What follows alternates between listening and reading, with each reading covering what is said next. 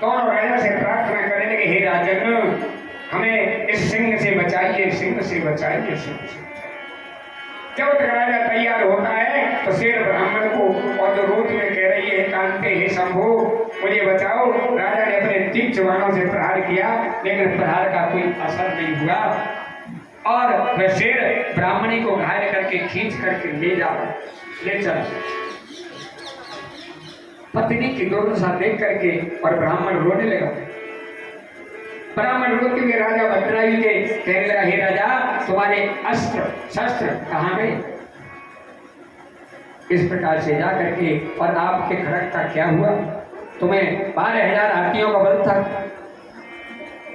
तुम एक हिंसक जीव का वध नहीं कर पाए, न रोक पाए, इसका निवारण नहीं कर पाए, तुम्हारे क्षत्रिय राजा होने को धिक्कार है, किसी बात ये ठीक नहीं है। और किसी ने कहा ब्राह्मण न सोहे सेवा करे तीनों वर्णों की, क्षत्रिय न सोए हाथ जोड़े खड़ो जंग में, विधवा न सोहे जो भूषण सजावे अंग, सोहे न किसान कहू आलसी के संग में, दान में धनी साहूकार हूं न सोहे ऐसे, काग नहीं सोहे जैसे हंसर के संग में, जल बिना घन नहीं सोए आकाश माई, प्यास नहीं सोहे बिना नहाए नाम गंग के।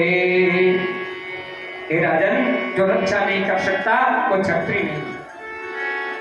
दुखी जनता की राजा जो प्राण दे करके और प्राणों की रक्षा करता है बिना वह प्रत्यक्ष समान माना जाता है, उसके प्राणों की रक्षा नहीं करता। तो इस प्रकार से भोले बाबा और गुहार लगाने लगे, त्राण विहीनानां जीवितान मरणं वरणं, धनिना दानहीनानां गारसयाम्। दुखियों की रक्षा करना चाहिए और शून्य होने से मनुष्य को मरना श्रेष्ठ है।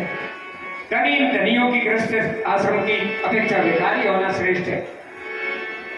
अनाथों की रक्षा करना चाहिए और जो अनाथों दीनों की रक्षा न करने वाले को विष खाना है, विष खा करके मर जाना चाहिए, ऐसे कहने लगे, अग्नि में जल जाना चाहिए।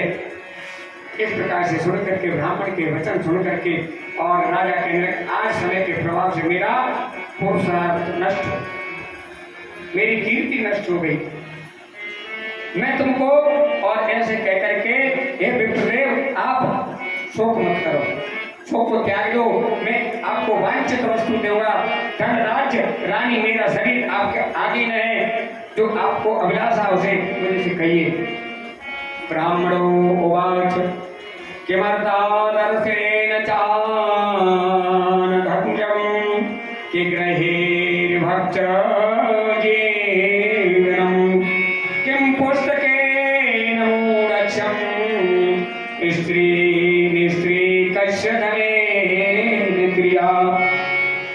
ऐसे कहने लगे ब्राह्मण, अगर किसी अन्य व्यक्ति को दर्पण दिखाओ तो क्या भले, इसके आंख नहीं हो उसे आप शीशा दिखाओ क्या भले, क्या देखेगा वो? और भिक्षुक को घर से क्या काम, और मूर्ख व्यक्ति हो उसे पुस्तक से क्या काम, रहित पुरुष को धन से क्या काम, स्त्री नहीं हो उसका अकेला पुरुष हो तो धन से क्या काम। इस कारण मैं किसी दूसरी वस्तु की इच्छा नहीं करता, इस समय मैं तुम्हारी स्त्री की इच्छा करता हूं। कहने लगा भद्रायु, दान करने वाला पुरुष गुण धन घोड़े हाथी अपने शरीर का दान कर सकता है, पर स्त्री का दान तो कोई नहीं करता महाराज।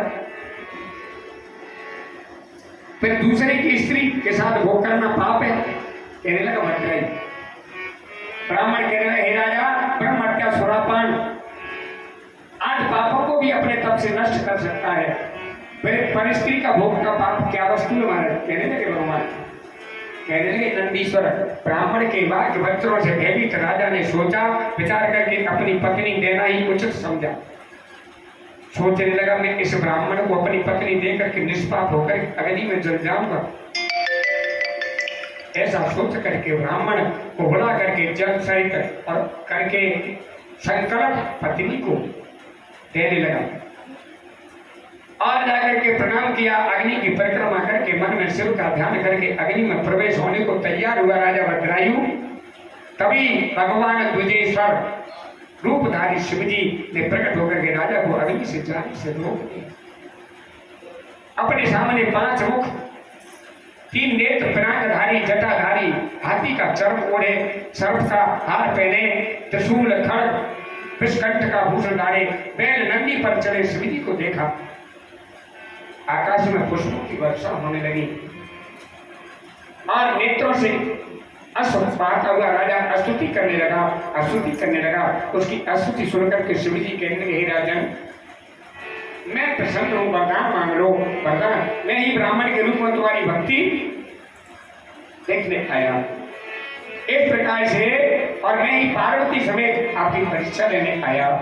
राजा प्रसन्न होकर के कह रहे, प्रभु, यदि आप वरदान देना चाहते हो तो मेरा वज्रबाहु पिता की स्त्री सहित तथा अपनी स्त्री सहित आपका सेवक बनूं और पद्माकर वैश्य उसके बेटे पर कृपा करो। रानी कहने लगी, मेरे पिता चंद्राकर माता सीमंतरी को आपके पास रहे। शिवजी तथा सुख करके अंतर ध्यान हो गए।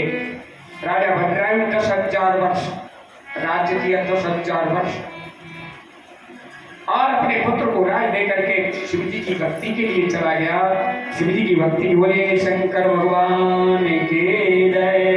ये भगवान का द्विजेश्वर अवतार था, यतीनाथ अवतार। एक दिन क्या हुआ, भगवान भोले यति का रूप धारण करके, सन्यासी का रूप धारण करके जंगल में गया। गए भोले बाबा, एक अभोगाचल नाम का पर्वत था, अभोगाचल, उसके निकट एक भील रहता था, भील, उसका नाम था आहुक, उसकी पत्नी का नाम था आहुकी। दोनों प्रसन्न रहते थे, शिव भक्ति में लीन रहते थे। उनके प्रेम भाव की परीक्षा के हेतु भगवान सन्यासी का वेश बना करके गए भोले बाबा शाम के टाइम, और जाकर के कहने लगे, हे भील, मुझे आज की रात यहाँ पर आपकी कुटिया में निवास करना है, आज की रात निवास करना है, और मैं सुबह चला जाऊंगा, तेरा कल्याण होगा। आओ को बोला, महाराज, मेरा निवास बहुत छोटा है, थोड़ा है, आपका निवास कैसे होगा। भील के वचन सुनकर के सन्यासी भगवान भोलेनाथ जाने लगे। सन्यासी को जाता देख करके उसकी पत्नी कहने लगी, आप इस सन्यासी अतिथि को जाने मन दो, क्योंकि अतिथि इसकी आने की कोई तिथि नहीं हो। अतिथि देख उठ के मिले, भरे और आगम सप्रेम, चंचल साधु प्रवीण का यह शुभ कर्म और नेम।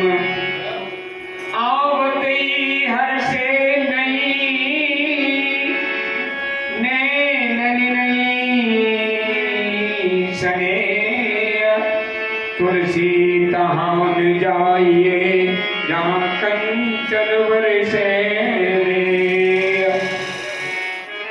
ऐसी जगह नहीं जाना चाहिए। इस प्रकार से जाकर के, और उसकी पत्नी ने पति से कहा, तब जाकर के कहने लगी, आप भीतर सो जाना दोनों, मैं बाहर सो जाऊंगी। धन्य ऐसी पत्नी के लिए जो होना रोगी से देखी जाएगी। ऐसा कहा तो कहने लगा भील, नहीं, आप दोनों भीतर सो जाना, मैं बाहर सो जाऊंगा, होगी से देखी जाएगी। इस प्रकार से जाकर के, और रात में देखिए भोले बाबा और उसकी पत्नी दोनों भीतर सोए, और वो धर्षवान लेकर के आहुक नाम का भील दरवाजे पर सोए। 11-12 तक तो वो जगह रात को हिंसक जंगल के हिंसक जानवरों ने आकर के उसको मार दिया, आघात करके मार दिया। जाकर के सवेरा हुआ और जाकर के देखा तो वो अवशेष थोड़े बहुत उसके शरीर के कुछ चिन्ह मिले। तो आहुति दुखी हुई और भोले बाबा दुखी हुए। आवकी कहने लगी, हे सन्यासी, आप दुखी क्यों होते हो? मेरे पति की मृत्यु अतिथि सेवा के कारण, धर्म के कारण हुई है और बड़ी शुभ हुई, अशुभ नहीं है, शुभ हुई। मेरे पति तो वैकुंठ के लिए चले गए, मेरे पति की गति हो गई। आज के जमाने में कुछ हो जाए तो उसको सन्यासी को मार मार के वही संग मार देंगे, क्यों आया मेरे घर? कोई नहीं होता जा करके, और एक न एक तो मृत्यु आएगी। और अभी चिता बनाओ, चिता बना करके सती होने का निश्चय किया। सन्यासी ने उसकी भक्ति जान करके चिता तैयार कर दी। भोले बाबा ने आओ की उस चिता में जैसे प्रवेश करने को उसी समय भक्ति भाव से शिव जी प्रसन्न होकर के प्रकट हुए। आओ की वरदान मांग लो। मैं अपने सामने शिव जी को देख करके आओ की इतनी हर्षित हुई और कुछ बोल नहीं पाई। सन्यासी से शिव बन करके अपना वे रूप दिखाया है। आहू की मैं प्रसन्न हूँ तुमसे, जो हुआ हमारी माया है। ऐसे कहने लगे भोले बाबा। और शिव जी कहने लगे, हे अनघे, मेरे रूप वाला सन्यासी आगे जन्म में हंस हो जाएगा, और जो तुमने पुरुष स्त्री संयोग कराया वो जाकर के भील नेशद नगर में जाके वीरसेन का पुत्र हो जाएगा, वीरसेन का पुत्र नल होगा। और तू विदर्भ में नगर में जाकर के भीम की पुत्री दमयंती हो जाएगी। नल दमयंती की शादी हुई, वो जाकर के विदर्भ नगर में और भीम की पुत्री दमयंती हुई और वो नल हुआ।